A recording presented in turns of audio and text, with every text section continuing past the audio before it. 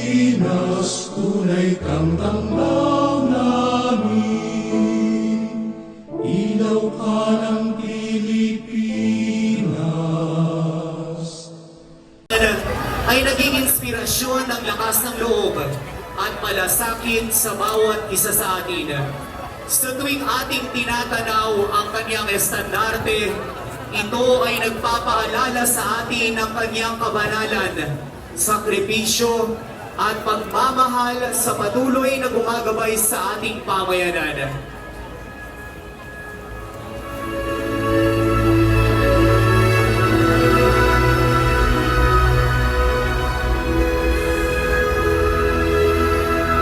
Ngayon sa Bayanang Caviteño ay ating pumiyanda ang ating mga sarili upang salubungin ang patron ng ating parokya.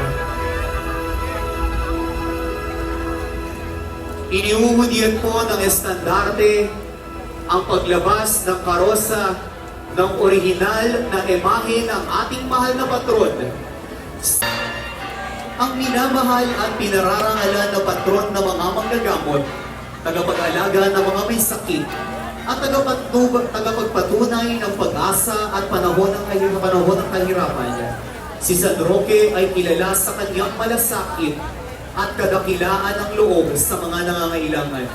Ang makalangit na patron ng ating parokya, ang imahe na inyong nasasaksihan ngayon, ay isa sa mga matandang imahe ni San Roque sa Pilipinas na pinaniniwalaang nagbuhat sa ibang bansa at napadpad sa baybayin ng Cavite, buhat sa isang galyon noong panahon ng mga Kastila. Si San Roque ay isang tanglaw at patunay ng pag-asa, pag-aalaga at pagmamahal.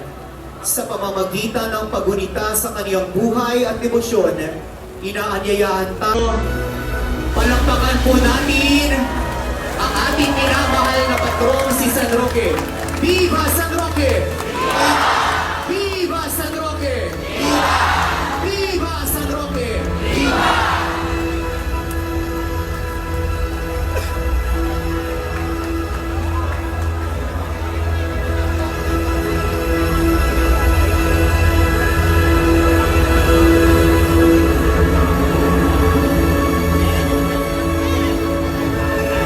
Bigyan po natin ang sapat na daraanan ng karosa. Batid po ng bawat isa na hindi hadlang ang masamang panahon ngayong gabi. Masamahan lamang natin ang ating mahal na patrong si San Roque at ang lahat ng mga patrong kasama sa gabi ito, lalo higit